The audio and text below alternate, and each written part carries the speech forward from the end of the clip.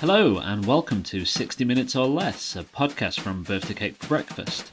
I'm Andy Hughes, and for episode 13 we get active, putting in a shift with original running punk Jimmy Watkins.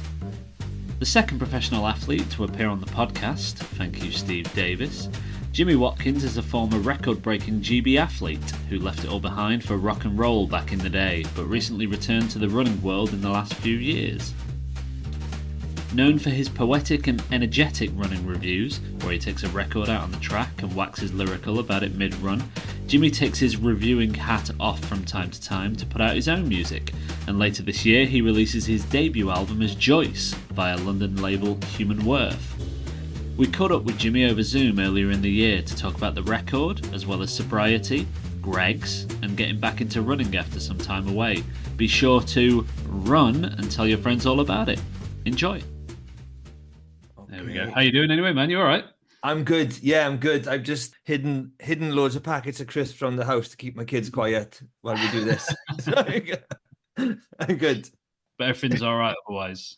Everything's good. Yeah, everything's good. I had a nice kind of day in Cardiff yesterday with like a young bunch of musicians, like part of this Welsh thing we call Beacons Cymru, which is like funding young musicians in Wales. So I did a little run club and then just kind of like mingled and chatted to loads of young budding rock stars, which was really good. It was nice. Nice. Yeah, it was good. And then I've had a nice run today, and then I ate loads of food in Greg's, so I feel supreme. Perfect. We're going to the pub after this straight away, and that seems to be a theme now. Because I did one of these on Monday, and I was like, "Can you take the dog out?" And my partner was like, "Yep, no problem." And she was like, "I am going to just go to the pub." I was like, "Oh, okay." And she's taking him out again, and she's like, "I'm just going to go to the pub again." I was like, "Perfect." That's perfect, though. Yeah, I think, it's. I mean, I like doing podcasts and chats because I feel like it gets me warmed up to socialize. Yeah. Well, I was going to say, to slowly switch into that mode. It's hard to imagine you sat still. So in these Zoom moments, like, you say it gets you like kind of G'd up to socialize and such. So like, how do you find yourself having to sit down and go, right, let's crack on? Or is it kind of just a spur of the moment type thing? What, like with just going out and socializing in Oh general? no, sorry. I mean, we can talk about that, but more so like when you have to like crack on with a podcast, is it obviously the formality of it, you have to schedule times and stuff, but is that like where you can find yourself going, right, I'll concentrate for an hour or 2 hours, or is that tough as well? I think it's funny, like, because I definitely aware that I give the impression that I'm always running around and I'm really hyperactive, but I honestly consider myself a really lazy person. I really do. Really? Like, it can take me a long time to get out of bed in the mornings. And yeah, I just love nothing better than sitting down. Like where I'm sitting now, I'm just surrounded by books, little notepads I've started and abandoned. So kind of just sitting and writing and thinking is my default setting, really. The running and stuff like that is something that I've had to like hammer into my daily lifestyle. Yeah, because it just, I suppose, the way things are with, social media and stuff, it just seems like you go, oh, Jimmy's on the trail. He's never sat down, like when you were saying before about like smashing all that Greg's, you just assume like that's a quick pit stop and then you're. Yeah. I think I give myself a hard time about it. I do feel like I should be doing more, but I genuinely, I just love sitting down and just reading a book and just switching off. I love it. I think because my brain is quite intense. It's always going at like a million miles an hour. When I do feel like I'm in the mood or I'm enjoying a sit down, I try and stay there as long as I can. I really do. Yeah. It's, I think, like, I don't know about what it's like for yourself, but there are times when you're doing something and you're like, as soon as I get back home, this is going to be perfect. Just chuck yourself into the settee and just, Yeah, totally. I think that like halfway through a run, usually, like, oh, I can't wait. I can't wait to sit. I'll do a run and I'll get all warmed up, and then I find like my brain changes shape or something. I just become like really intense, like running influencer kind of guy where I'm like talking about running. And then immediately once I've done that, I'm like, oh, I'm gonna sit down. I'm gonna go Greg's. I'm gonna... It's good to plan a Greg's into any daily routine, I think, isn't it? Yeah, I go on them Greg's by me where you just park your car outside. So it's almost like a drive-through, isn't it? Do you know what I mean? You drive up to it, you get your car, and you go into it, and I just it calls me. It calls me. It's like a siren. Yeah. We live in a really hipster area where they got rid of the only Greg's when they introduced the vegan sausage rolls. So we're Oh, really? yeah, don't know how they did it, but yeah, annoying. So But where are you then? Where are you? so we're in Chorlton in Oh, Manchester. okay. Oh, Yeah, lovely. Yeah, nice, yeah, nice. bit of a hipster hotspot. But yeah, as soon as the vegan sausage roll came in, they It closed the changed. shop.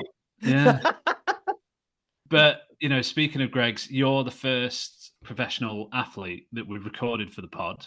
Though we are speaking with Steve Davis next week, so Are you really? yeah, yeah. Oh, amazing, amazing. Obviously, There's a tenuous link there if you want to talk to him about it. I played Terry Griffiths in a BBC film called The Rack Pack, which is about his how did rivalry. you? Yeah, I played Yeah, Terry Griffiths. I because only I've had a had couple that. of lines and I got to sing Snooker Loopy. So yeah, there you are. Amazing. You can tell Because him. that was in my watch list on iPlayer for ages, and I don't think I ever got around to it. But right, I didn't know that. Yeah, if you watch it, you'll see me with the gingerish wig on being Terry Griffiths. Amazing. I know. Yeah, I know, it was mad. And then they paid me in cash for it, and then I bought a motorbike on the way home.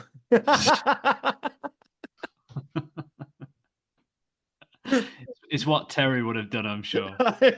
I, and then it gets even weirder. I live in the same village as Terry Griffiths, and I see him quite regularly in Costa Coffee, Terry Griffiths, and I'm like, oh, I played you, and I obviously I don't say it every time I see him, but I told him once, but he obviously doesn't remember because he never says hello back anymore.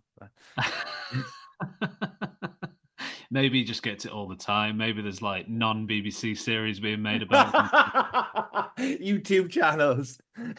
I played you on the YouTube channel. I hadn't thought of that. That's embarrassing. Steve Davis, Um, though, that's a big guest. That's amazing. yeah, well, obviously he does the Utopia Strong as well, doesn't he? So that Yeah. should be a good listen. But in terms of yourself from the professional standpoint, 2006 was when you hung up your trainers, I think, was it? For 2007. 2006 was my 2007. pinnacle, and then 2007 I dropped off. And in a way, like it kind of feels like yesterday in some ways, but in other ways, it's almost 20 years ago. Well, more than 20 years ago now. What's it like looking back on that time? Because obviously, with podcasts and stuff like that, obviously you've got to relive these things. So what was it like competing in Moscow and the like, and looking back on those years? It was like I really it was odd. It was odd. It felt like I didn't think it was going to happen because I was having a really bad season.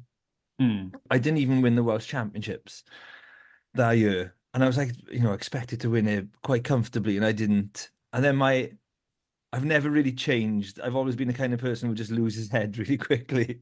So my head, I was like, oh, you know what? I'm not, that's the end of my season. I can't be bothered. And I just took my training really easy.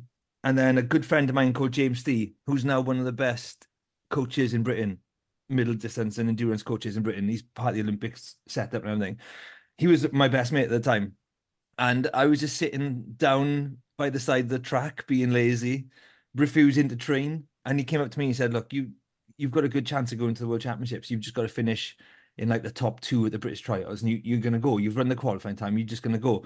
So I was like, okay, I'll do it. So I went to the British Championships and I won it. I didn't expect that. I'd really taken my foot off the gas with training, and I was like really into the Kooks album, which had just come out. So I was listening to the Kooks and Bell and Sebastian loads, thinking about I wouldn't mind starting like an indie band because that was my thing. And then I just go on the track and just similar to what I was saying earlier, when I do a bit of running, I feel like I just become a different person.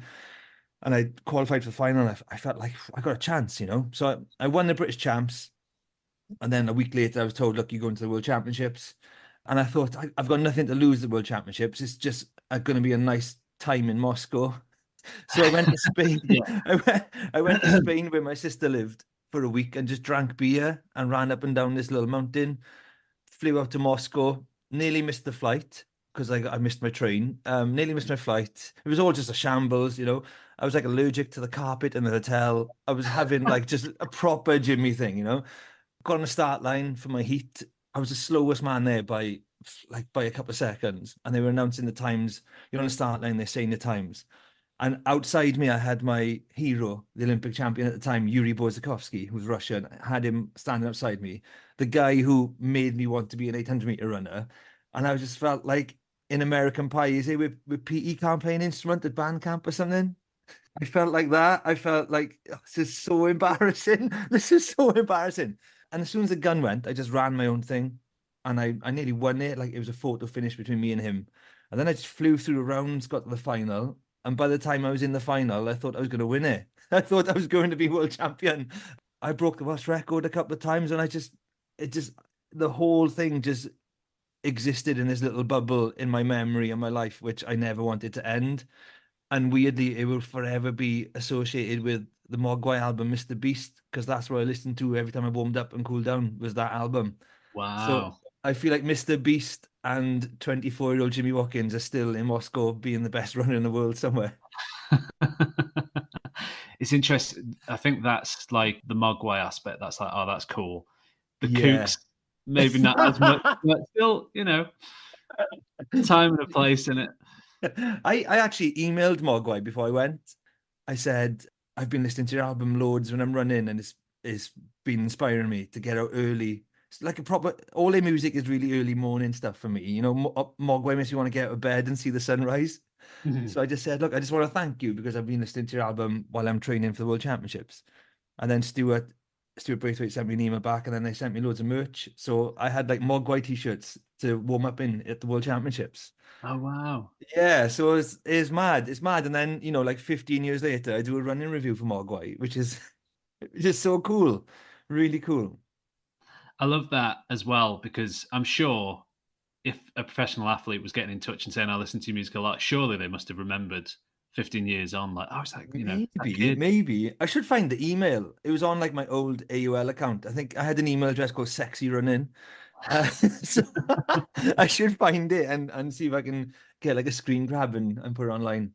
Fair play to them responding to an email from something that said sexy running. That's I know, I know, I know. Yeah. maybe there weren't many about at the time. No. Um, so you've documented from these really big highs. You've documented that you did fall out of love with running at a professional level, Yeah, down to yeah. structure, rules, and stuff like that. How was it coming out of that world? Because obviously, you know, by the sounds of it, like you say, there was quite a bubble, and then you moved, and what your interests were changed. So how was it coming out of that? It was chaotic. It happened very quickly, you know. It was like 2006, I came sixth at the World Championships. I was running in big races, you know, one of the best 800-meter runners in the world. Everything was prepped for me to peak when I was 30, which would have been London Olympics 2012.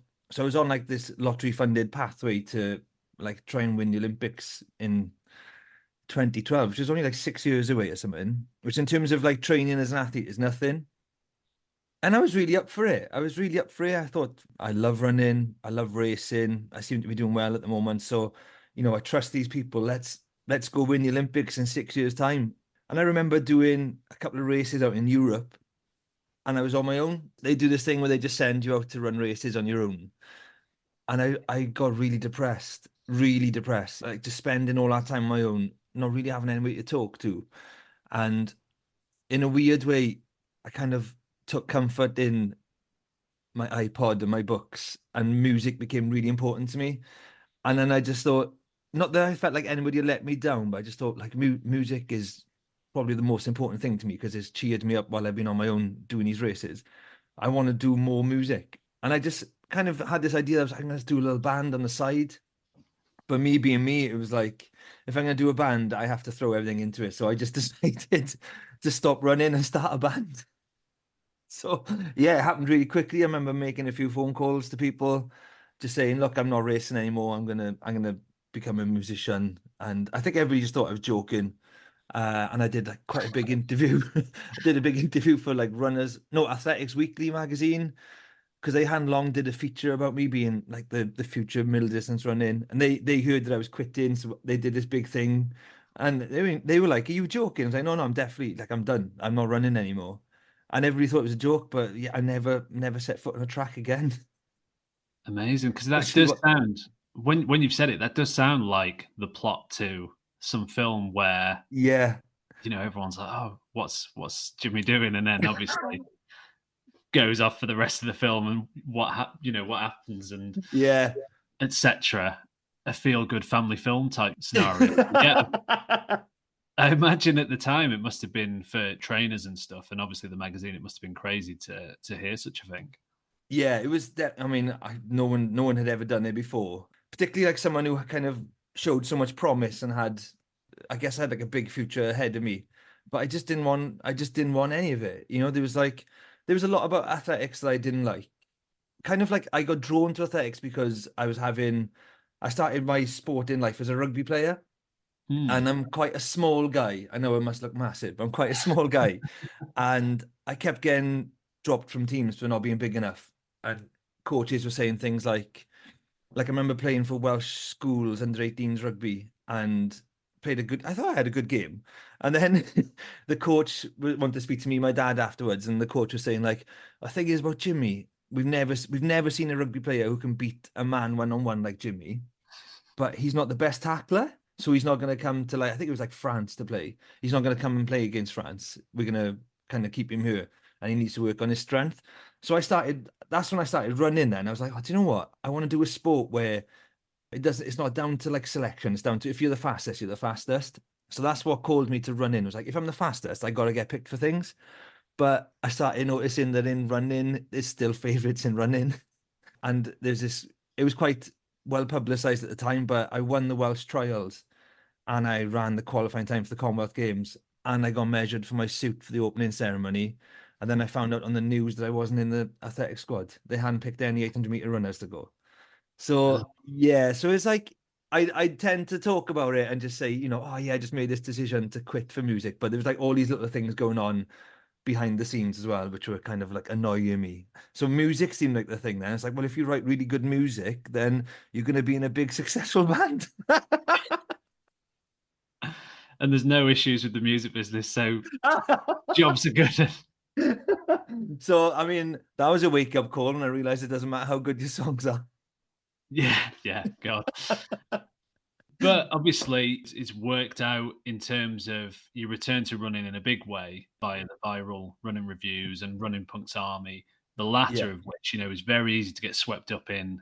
I was involved myself when I first got into running. yeah. What was it that got you back into it? Because obviously, in terms of kind of similar to the rugby and the running, am I right in thinking that you kind of fell out of love as well with There's a theme the here. music side of things? There's a theme here. Yeah. Oh my God. Yeah. There was a phase which seems hard to believe now because I just like love music. But I just hated music. I really hated it. I hated playing it, hated Hmm. writing it. Didn't write anything for years. Couldn't listen to stuff. I just listened to Supergrass and Jamiroquai. That was all I could listen to. Good combo. Good combo. So I just, yeah, like, no, I wasn't going to make any more music. I wasn't interested. And I was just getting really unhealthy. I had a serious problem with drinking, serious problem with like dark moods and anger. And it's just like this weird thing happened. I moved to a different town, somewhere I'd never lived before. And the first thing I did, because I didn't have any friends, was I joined the gym. And I'd signed up to an indoor skiing team. It was like the ski erg. So I Yeah. signed up to the ski erg team, and after like a year of us just training and going down the pub together, we decided to try and break a world record as a relay. So we got serious about our training. It was the first time I trained properly for like over a decade, I guess. And I loved it, and I made some really good friends. And one of the things we got as part of the training was free physio. And this physio was a lovely guy. Never met him before, and we were just chatting. And I don't know if he knew, but he commented on my legs being good runner's legs. He just said, "Oh, you've got legs like a runner." I said, "Oh, I used to be a runner." And he said, "Oh my God, like your house must have loads of running stuff in it, like paraphernalia. Is that the word?" Yeah, yeah, yeah.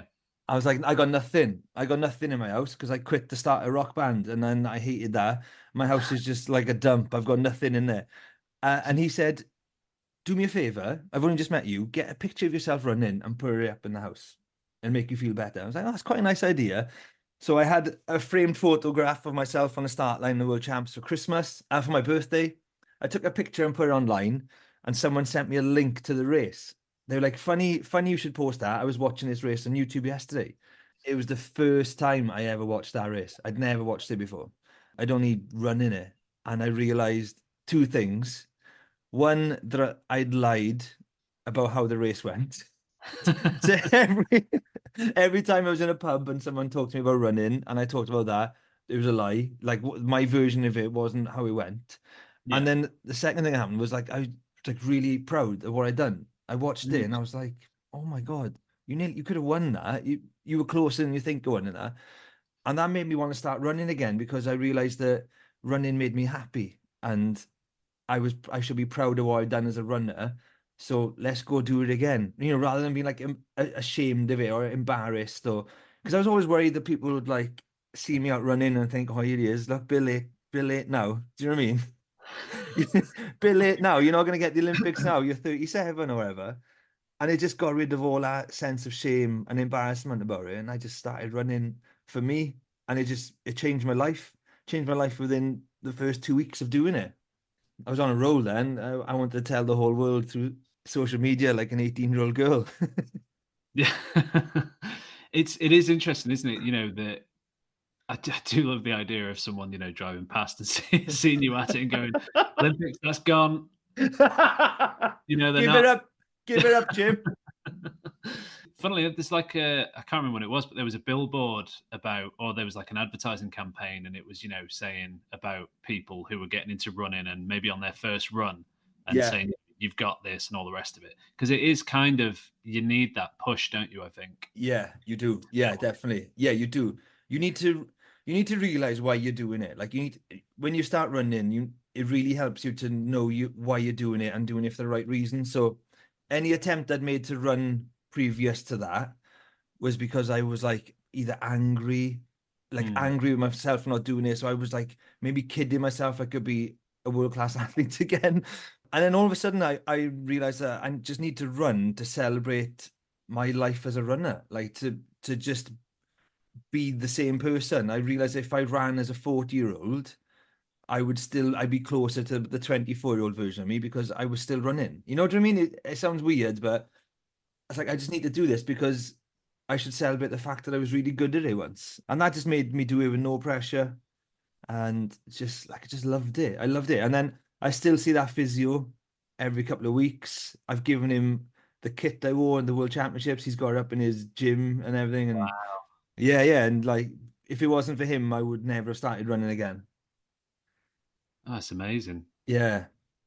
So looking back on, when you took it back up to where you are now and everything that it's inspired and, being a part of the running punks and such, how inspirational is it to look at that and, realize that everything that's come between those moments from, deciding that you were going to go out for that post Christmas run or whenever it was, and then Yeah. to where we are now. It must be crazy looking back on it because it's obviously only been Uh five what year is it now? 2024. It's been 5 years. 5 years, yeah. 5 years, which is nothing really. If it feels yeah, it feels really good. And kind of when I was an athlete, a proper athlete, I remember getting asked a few times like, why do you run? And it was my answer was always to inspire others to run. That's what I wanted to do. And kind of my favorite bits of feedback after races would be like people say, like, I've never seen anybody run an 800 like that. The way you did it was really cool. It was different. And I used to deliberately try and do races in different ways because I wanted people to go, I've never seen anybody do it like that. Like I'd start deliberately slow sometimes, or sometimes I go off really hard and just to kind of mix it up. And I've just to be like running at 41 years old and being told the same thing that you did when you're 24 is great. People messaging me daily saying like I've got to run in because of you, and it's like that's all I ever wanted from the sport. So I'm just really chuffed that I've got that back. And for me, my highlight is doing park runs on a Sunday with my son who's 6 and he wears a Running Punks t-shirt. It's just like mad how different it could have been if I hadn't started running. I don't know, we'd be down the pub. I'd be taking him down the pub, or we'd be going down the tip playing with rubbish. Although a lot to be said for the tip. I love the tip. I love the tip. Oh, is that him? Hello, he's coming in. Hang on. Oh, here he is. Do you want to come say hello? Come and say hello. Go on. Oh, yeah. Yay! All right, I'll be back. I'll be in a bit. Close that door for me, buddy. Yeah, Yeah, did you talk that's about mad. He did, didn't he? yeah, did you talk Definitely. about the tip? Are we going to the tip? Oh, lovely to meet him. I was going to say you had an immense start to the year 2024 Mm, with this Rebels Relay that you've been doing with Craig Charles yeah, on his Six Music radio show. And that's again following on from what you've just talked about, encouraging listeners to get out exercising and people to get motivated. That voice takes me back to Takeshi's Castle and going back even earlier to Red Dwarf and stuff like yeah, that. So it's mad hearing him just chatting away with someone we know. yeah. So how was it getting on his show and just going back and forth with him throughout the year? How's that been? It's been amazing. It was amazing. I had the call kind of just before Christmas from his producer, Helen. Like massive love to Helen because this was like her idea. And she was like, oh, I'm thinking of doing something for January for the listeners of the Craig Charles show where we just get them exercising. So we just like had a little brainstorm and we had this idea to do like a virtual relay. I was like, I guess maybe like two people a day will phone up and say they've been for a run. So we, we give ourselves a really low target of 600 miles because there's six music. And I was really looking forward to it because I'd had a bit of a rough year last year with running punks. Kind of like I think it happens if you build a community, it gets a bit tough. I think maybe like your original idea what the community is about can get lost a little bit because Yeah. so many voices kind of chip in. And I was definitely thinking running punks is kind of it's gone away from what I thought it was going to be now. It's a lot of people in cafes having selfies with coffees. I was like, that's not really my thing. So I was really Yeah. desperate for like running punks to try and get back to music, basically. So I knew this was coming up and I was really looking forward to it. And we just started it with a bang and it just picked up so quickly. It was amazing. And just speaking to him once a week. Yeah, same as you. Like I grew up watching Red Dwarf with my dad. My dad used to call me Smeghead and stuff. But it was just like it's crazy talking to Craig Charles about running every week. Yeah. And obviously, off the back of that as well, I was going back through the shows, like listening to it, like doing a bit of research, and it is Yeah. great just hearing it bounce on week to week, being like, oh, they say I should send my single in, and someone on Twitter was like, oh, you should hear his music and stuff, and Yeah. then Craig went and only bloody premiered the new single from your Joyce Yeah. record. KEXP over the pond as well. They've been big supporters for what Yeah. seems like forever as well. And that DJ Kevin Cole, he's banging to the running himself, and he seems Yeah. like so supportive. Has it been pretty surreal having not only Craig over here but KEXP just bigging you up so much? Absolutely mad, absolutely mad. Because I did a KXP session when I was in Future of the Left, and it was something I was really looking forward to on the tour because I knew what KXP was and I was like a fan of it. And when I was no longer in Future of the Left, I was kind of like, oh, I never get to do something like that with KXP again. And I was like so cool that I got to do that. Probably cooler than a lot of things I did with the band. I was like, oh, that KXP session was great. Like to be in that room where all those sessions have been. So when I did an Idols running review and Kev Cole shared it and he started messaging me and he was just like, oh man, like this is amazing. What story you've got. So we became friends. And then I was in a band at the time called the Vega Bodegas with some friends from school and we just recorded a single and we put it on the BBC uploader and it didn't get any plays. Which I was like, oh, it's fine. I'm used to it. I kind of expected it. And I emailed Kev Cole because I'm really bad at reaching out to people with my music. I don't like doing it. But I emailed him and I said, oh, I know we were only talking about running and our love of other bands, but I'm in a band. I would love to send you something. And I sent it to him and he's emailed me back. Can I play this on the radio today? Oh yeah, go on. And then it was like song of the day. We were like the most played Welsh band on KXP 2 years ago, Wow. which was mad. And it was like Kev Cole's playing there, like loads of other DJs were getting on board. So that was just blow my mind. And zero plays in Wales. So that just made it even more surreal. That I was Mm. like, oh, we're getting all this stuff in KXP. Yeah, he's just amazing. Like Kev Cole. I don't think like Running Punks is big in America now, and it's almost all down to Kevin Cole, DJ Kevin Cole, almost all down to him.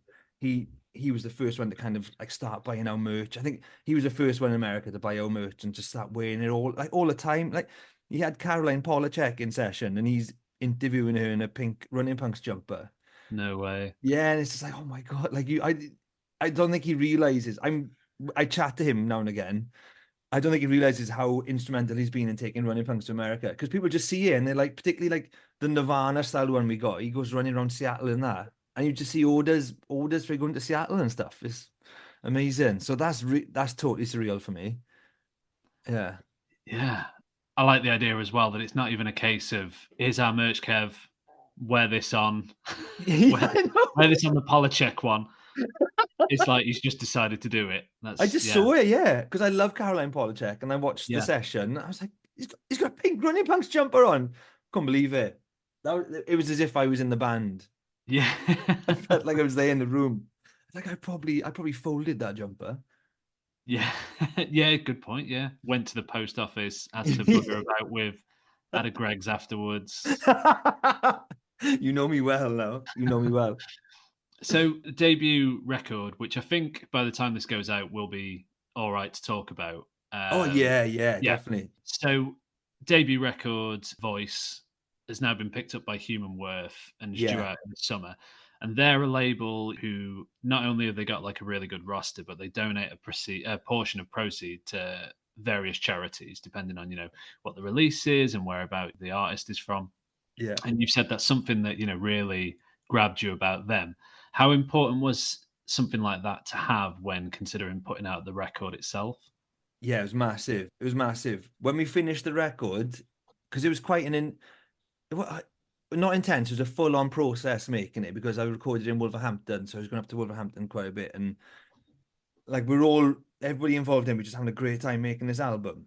And I remember saying when we'd finished it, if this doesn't get a record label, I'm not putting it out. Mm, And not from a kind of like, oh, I want to have a record label. Like I felt like it deserved it. I felt like to me, like record labels can make things seem a bit more legit in a weird way. Like if I buy a book off Amazon and it's been printed in someone's house, I'm like, oh, I might not read that. But if it's got like it's been printed by a proper publisher, I'm like, oh, cool, I'll give it a read. So I was really keen for this to be put out on a label, because just like so much stuff around it for me is like, I always feel a bit of an imposter when I make music. I always have this like kind of like a bit of a chip on my shoulder when it comes to making music. So I was like, I really want someone to like support me and let me know that this is cool. So I was just like thinking of labels, and I knew Human Worth because of Modern Technology, who I love, and like they were on my radar, and I kept seeing like the releases, and it all looked really good, and the whole 10% of profits going to charity. I was like, this is great, like this is everything that I love about music. It's like helping other people and stuff. So yeah, they were just perfect. And I spoke to Owen, who runs a label, and it was like listening to someone do a running review of my own album. He just got there, and we just got on straight away. So yeah, it was perfect partnership. and speaking of perfect partnerships with Tom Edward, Yeah. um, down there in Wolvo, so it seemed so we've known Tom a good number of years through Goddamn, and I'm from not too far away from that neck of the woods as well. So Oh, okay. we've got like little things like my partner's mum knows his auntie or something like that, and Yeah. collaboratively, you both seem to have just you Oh seem my like God. yeah, Yeah. like with Human Worth, you just seem like a perfect partnership. How Yeah. has it been, getting down there and just doing everything with Tom and everyone else that you worked with? Like I love Tom so much. I love him so much. Okay, he's made the music alive, and he sent me mixes, and I've generally just like wept tears of like joy, because I'll just say something in passing, and someone's like, oh, maybe he hasn't heard what I'm saying there, and then he'll just do it in the mix. I'm like, that's exactly what I was thinking, or and then other times he'll totally surprise me with something, you know.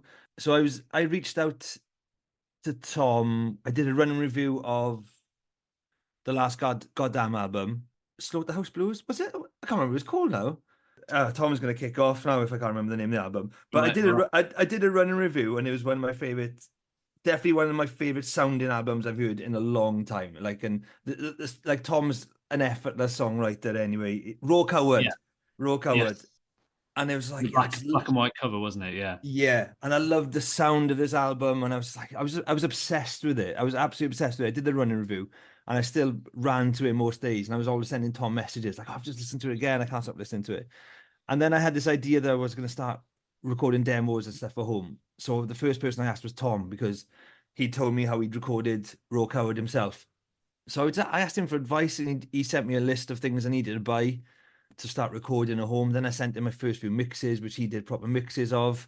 And I was just like, this is what this guy can do is incredible. And then I did a few Joyce singles, which looking back weren't very good. So I was like, I need to mix it up. Maybe sitting in a house and writing is not for me. I need to be in a room with someone.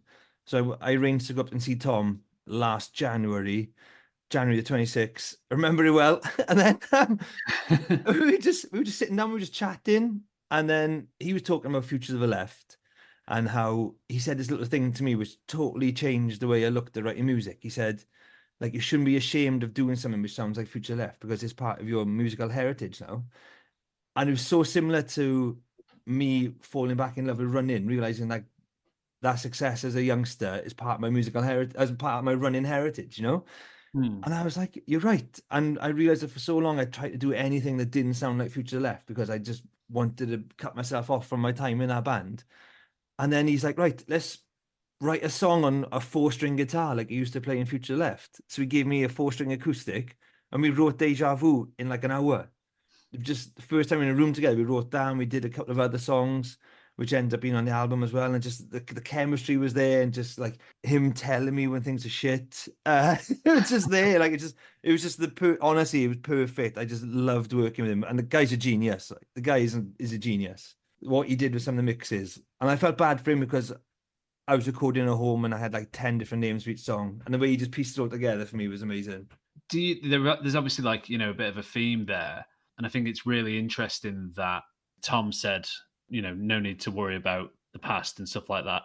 It seems like that's, kind of a theme of, I don't know whether it's something that you need, but this sounds like it's a session all of a sudden.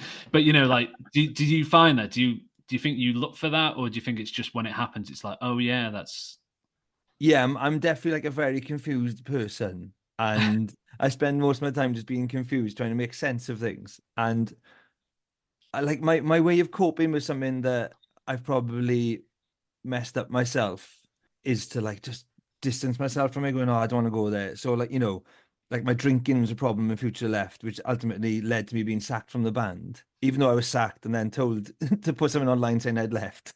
But I was pretty much sacked from the band because of my drinking and stuff. So for me, I was like, I never want to revisit that. I don't want to revisit it.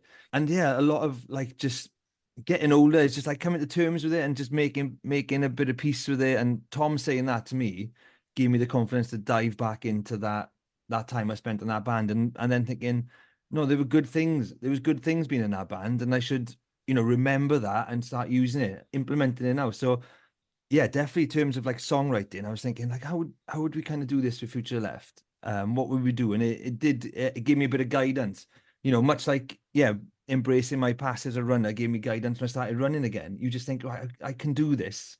I can do this. I've done this before, and I've been part of something which has been successful. So let's remember how we did it. So yeah, it's been amazing. Like Tom was like I was open to Tom there. He was sometimes like my therapist. obviously the therapy aspect, lyric writing rather, can be seen as like, a form of therapy. Yeah. And with the debut records, obviously you've said that it touched on everything from dreams to sobriety to ghosts to babysitting. And I love that line about the Nigel Slater pepper grinder. I thought that was great. That stuck out a lot. I love Nigel Slater. Sobriety is something that you don't shy away from, and obviously we've talked about it quite a bit. Yeah. And you were 4 years sober at the start of the year. Yeah. celebrated by eating an entire selection box, I read. Um, Yeah. but you've also acknowledged that, even with sobriety, it's not all highs, and there can be lows, and, there can be tough moments, and, Yeah. there can be times when it's a struggle to go for a run. How important do you think it is to talk about that sort of thing? Not just from personal standpoints, but, in general.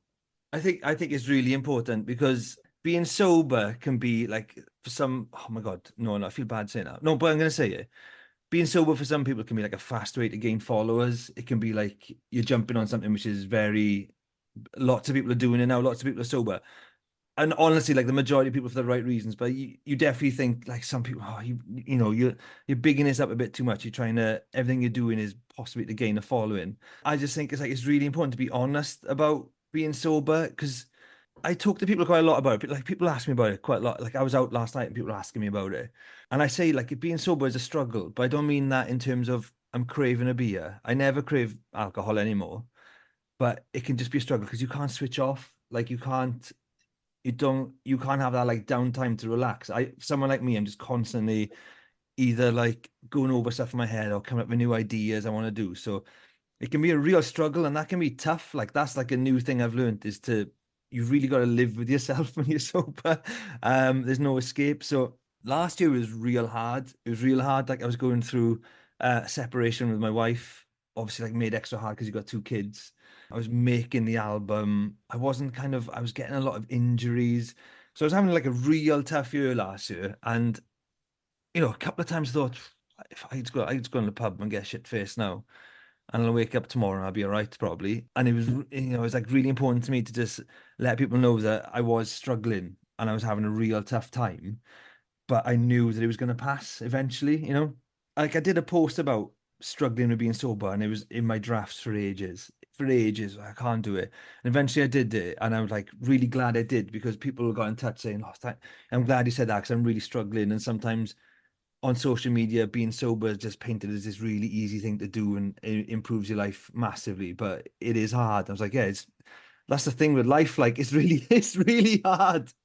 Yeah, you just gotta be honest about those things. I like to. Sometimes I'm too honest, but yeah, I don't know. Because if I see people out and about and they ask me about being sober, I get the impression then that they think, oh my God, this has been like a dawdle. Like Jimmy seems to be doing this really easily. But I'm like, this really hard. It's really hard. Why do you think, I run so much and stuff like that? Because I have to do something which just calms me down or whatever.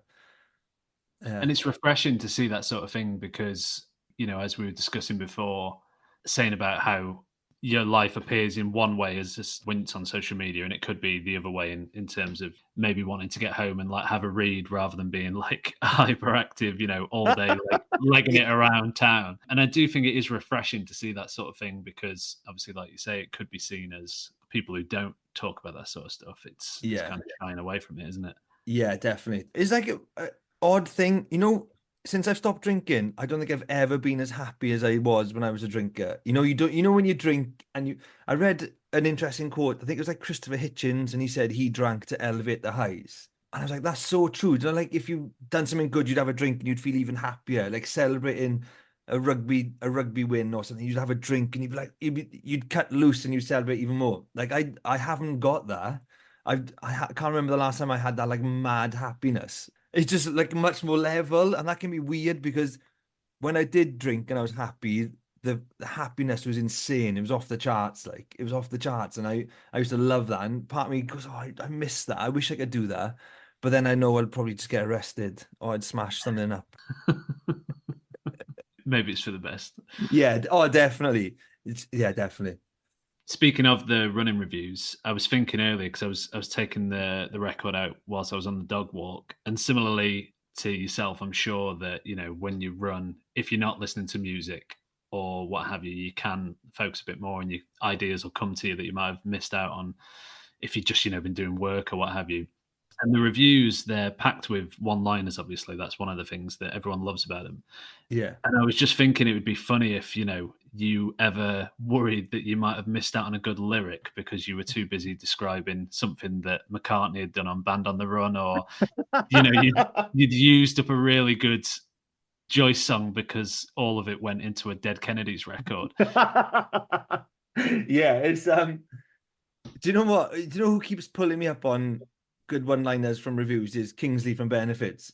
I did Right. like a little video the other day, and I said something like, "Life comes at you fast. 1 minute you're the sixth fastest man in the world. Next minute you look like a drug dealer at Boardmasters." And then he's like, "If I wasn't such an honest man, I'd steal that for a song." And then I forget. Like to me, it was just a line I'd said, and I was like, "Oh yeah, that would be good in a song." But it's interesting because on the Joyce album, I deliberately tried to write stuff that didn't sound like it was from a running review. Tried to not do it. I think the Nigel Slater Pepper Grinder one could definitely be in a running review. But the majority of it, I was like really trying to write stuff that didn't sound like I could be running and shouting it. So it was a really good challenge, and I felt like I was deliberately toning it down, and not going for like the one-line jokes, which I've kind of always gone for with music. And Charlie Francis mastered the album. We recorded all the stuff I did in the band before Future Left. He produced the last Future Left album I did, and then he recorded the Vega Bodega stuff as well.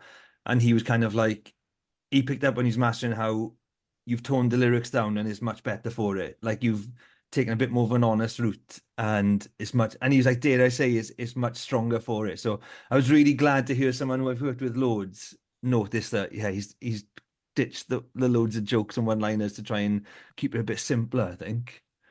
Because it could have been as well too easy, couldn't it, for you to have gone, this is what I do on YouTube and Twitter and such, and now it's got musical backing and it's just the same, it's just the same thing. I was thinking when I was listening to the record on The Heat, Yeah, when your man from Big Special comes into it, it yeah, sounded very like, I was like, bloody hell, this sounds like The Fall almost. And in a yes, way, the running reviews are almost Marky Smith in their nature of, hyperbolic and very wordy. Have you yeah. had comparisons to his ilk or similar frontmen slash poets? Yeah, yeah. I think people have compared it to Marky Smith. I've had Captain Beefheart quite a bit, Yeah. like a fitness Captain Beefheart. I Which, loved, not to interrupt you, I love that line you said. Again, another great line that was just on Twitter where you said something like, you'd been driving, listening to Captain Beefheart, and the record, sorry, the CD rather, was scratched and it was just on a loop, but you'd not realized because it just, that's what some of his stuff does sound like. it But that was was great. it's Safe as Milk album. So I think it's Yeah. like the first album or second album, isn't it? And I found it in the house. I was like, oh my God, I can't remember the last time I listened to it. So I put it on, and yeah, it was just like looping and looping. I was like, he's really good. He's really going for it. And then I realized it was scratched because I just looked at the track. I was like, the track hasn't changed number. What's going on here? Yeah, it was just a really badly scratched CD. But Trout Mask Replica is my favorite driving album of all time. Hmm. I love driving to that song, and I've had to pull over sometimes because I'm just laughing so hard to Pina, the song Pina, where they talk about someone who's like a hot air balloon or a blimp. Just like, just sends me every time. Yeah. So I've had, yeah, comparisons to Marky Smith, Captain Beefheart. Loads of people just say like, oh, if you put a beat to it, this would be like a post-punk song. Maybe, yeah, maybe.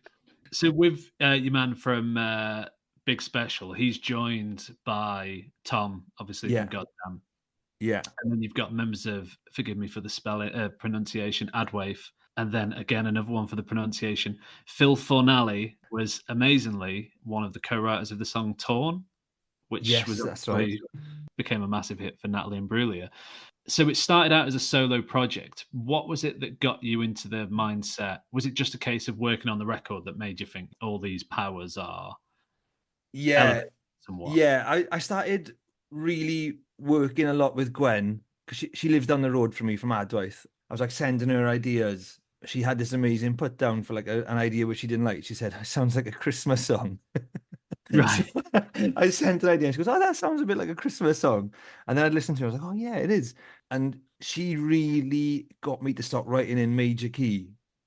Default thing for me is major key because I think I'm so keen to get across this image of just being really happy all the time. Gwen was like, like I think you should start writing more in the minor key, and it was like a deliberate thing to try and do. I was like, okay, okay, we'll give it a go. So we used to get together and just work on songs together. Like I would write them, and then she'd helped a lot with the arrangement and taking things in and out because I'm very much like I would just play as much stuff as I can from the start. And then she would come to Tom's and me, and we would work on things, and then she would play bass on it, add some vocals, and then it just became this thing where it was like I find it much more comfortable knowing that other people are involved in this with me. So yeah, we just started. Tom recommended a session drummer, a guy called Alan Oakes, who's now like the drummer in Joyce. Just we and him gone on really well. I was messaging Joe from Big Special, just like to meet up. Basically, I said, "Look, Mm. you're not far from Wolverhampton. Let's catch up," because we were kind of friends, social media friends. And he came down, and I said, "Oh, I got this song. I'd love for you to do something on it." And he did something on a song called Hum Hotline. He wrote a verse. And then while we are in the studio, he just listened to some tracks, and then he said, "Oh, I can think of something to put on the end of the heat." So it just became this collaborative effort. And then, yeah, sent Phil Thornalley from The Cure a message because I was on a podcast with him about 2 years ago, saying, "I got a song that sounds like The Cure. Will you play on it?" And he's like, "Yeah, no problem. I'll do it." So it was just, yeah, just really nice, easygoing collaborations. And it does feel like when you listen to the record, from the opener, which is a proper scene setter, Yeah. to Hum Hotline, which is like a massive, almost crescendo, at the record before the very end. Not to give away the track listing, but it does feel like people come in and out rather than a case of going, this one's Yeah. got him on it, this one's got her on it. It does feel like, I think, is it Hum Hotline where Gwen opens it? The Yeah, female vocal, yeah. she's singing in Welsh. Yeah, so I had this verse for her in English because I can't speak Welsh. Just last minute, she was like, "I'm going to do it in Welsh, and I'm going to change. I'm going to change the melody you want." And she started singing it, and me and Tom were like looking at each other, going, "Oh my god, it's like she sounds like a mother figure for the whole album. All of a sudden, she's got this like Mm.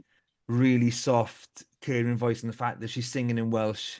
Like my grandmother was a Welsh speaker, so all of a sudden this song was like, "Oh my god, it's doing exactly what I wanted it to do." It sounds like there's this woman looking after me, like my grandma. Oh, do you know what I mean? It just seemed to be the song that just brings you back to the sense of how important a family is and stuff. So everybody who collaborated on it just seemed to they just seemed to intuitively know what the song was about and what the journey of the album was.